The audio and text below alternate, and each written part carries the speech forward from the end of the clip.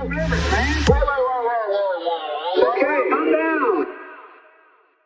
Here's a tweet that I thought was interesting to look at. Can we zoom in on this? It's from Marianne Williamson. Oh. And she says, I'm sure it was just, she says, I'm sure it was an oversight. And she's quote tweeting political polls and a poll that they released for the 2024 National Democratic primary. Here are the numbers. Biden, 39%, Michelle Obama, 8%, Harris, 7%, Sanders, 7%, Buttigieg, 5%, Clinton, 4%, Ocasio-Cortez, 4%, Warren, 4%, Newsom, 3%, Klain, as in Ronald Klain, that's so pathetic, 2%. Wait, Ron? Is that, who else is it? Oh, Kane, Kane, Tim sorry, Kaine, I Tim misread Kaine. it. Tim Kaine, that was, okay. Tim Kaine, 2%, Klobuchar, 2%, Gillibrand, 1%, Manchin, 1%, Polis, 1%. Is anyone missing from there? Perhaps like one of the only other people besides now Robert Kennedy. Oh yeah, I forgot Kennedy. Who's Kennedy's going joined in there too. Marianne Williamson. Maybe they could put her in there. Yeah, I'm sure it was an oversight, as she says. These polls and the way that they're administered. I mean, people understand the major psychological and public relations effect that showing a favorable poll has on people. Right.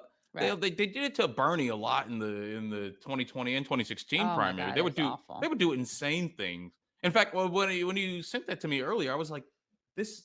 I'm having like flashbacks, I like know. 2020 flashbacks. I remember at one point they did a thing where Bernie was dominating in the polls, but what they did was they said, oh, well, if you combine his polls with Elizabeth Warren and then you combine all the moderates are beating the progressives.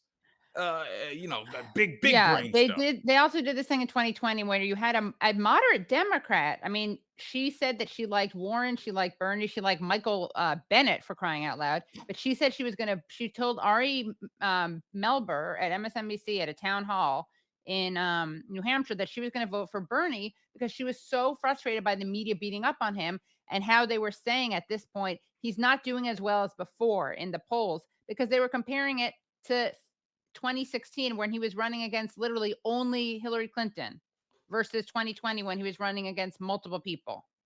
Right. Oh God. Yeah. I wrote so many of those pieces at FAIR. I showed them we're doing the order wrong. I mean, I would like talk about this every week. Oh my God.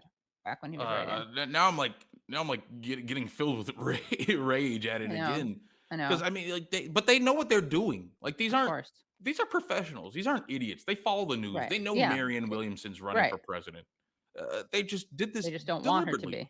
Yeah. You're gonna put someone like Michelle Obama on this poll, but you're not gonna put the person who's running for president. Right. I haven't followed this too closely, but I'm pretty sure Michelle Obama's running. Yeah. Yeah. I'm pretty sure she hasn't said anything. I'm pretty sure she doesn't even want to run. Maybe. I don't know. The Obamas are weird, but who knows? Right. But they're not running now. So maybe you should include the numbers of some. Well, I think the reason they don't want to put her numbers up there is that because they're actually good, surprisingly good. Well, yeah, I've been following she's got 10%. Well, bravo, Marianne.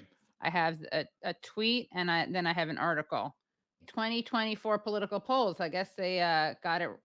They were forced to look at it.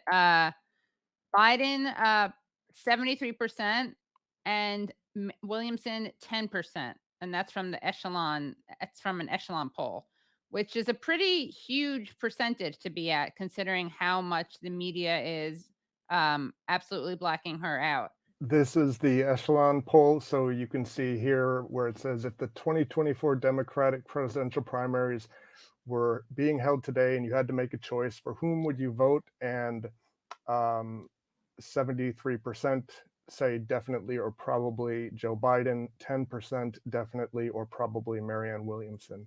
Just so that's what that article is referencing her. She's now in the double digits. Wow. Yeah. All right. Oh, that's pretty good. Yeah. That's pretty good. And plus, I believe that that under 30 demographic, that's the one that's saying that Biden shouldn't run. In fact, I think the last poll I saw that said that a good third of Democrats, if not more, don't want Joe Biden to run in 2024, which is understandable. He's old and he's kicking millions of people off of healthcare. So I understand how that record isn't all that popular. And Especially when you have Donald Trump and even Ron DeSantis running what appears to be a fake anti-imperialist campaign. Once again, just like in 2016, the only people who are criticizing American empire on the national stage, or at least criticizing parts of American empire, are the far right, the dangerous people, the fascists. Uh, like Trump is coming out and saying that, whoa, why are we spending all this money on Ukraine while American infrastructure is crumbling, while people can't get food? And he's right, obviously, but Trump doesn't care. They're just saying things. But when in the public sphere, if that's an issue for you, if that's an important issue to you, who are you going to go with? Are you going to go with the person who is making the problems you care about worse, or are you going with the person who's actually talking about it, even if you're not 100% sure that they can properly address the problem? Uh, I mean, the answer is pretty clear. Right. The answer they showed you in 2016. I don't know if you have these numbers readily available, but how does this compare to her heights in 2020? The best that I can find right off the top of my head is this 538 aggregate poll showing that in 2019 she was 4 points underwater. So Oh, wow. Yeah. that Hmm.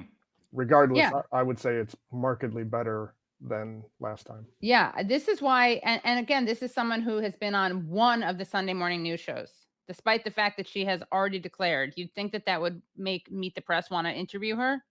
No, they interviewed Joe Manchin, who has not announced whether he's running. They've had him on a couple of times to ask him about that. But no, they don't have the person who's actually declared that she's running, who's actually launched a campaign, which is,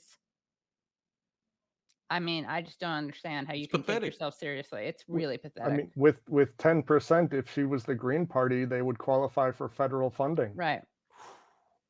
Yeah. Yeah. So, yeah, the only one that had her on was George Stephanopoulos' show. John Carl interviewed her. Jonathan Capehart interviewed her, but that wasn't a Sunday morning news show. But no, how about Face the Nation? How about Meet the Press? Are you guys aware of this woman who's running? I mean, they're genuinely scared that Joe Biden is unpopular, and they're genuinely scared that Kamala Harris is incompetent and unpopular. And so the party establishment, the people who crushed Bernie and elevated Biden, they're at a crossroads. It'll be interesting to see how this plays out over the next 2 years. We got 2 more years of this crap. Buckle up, folks.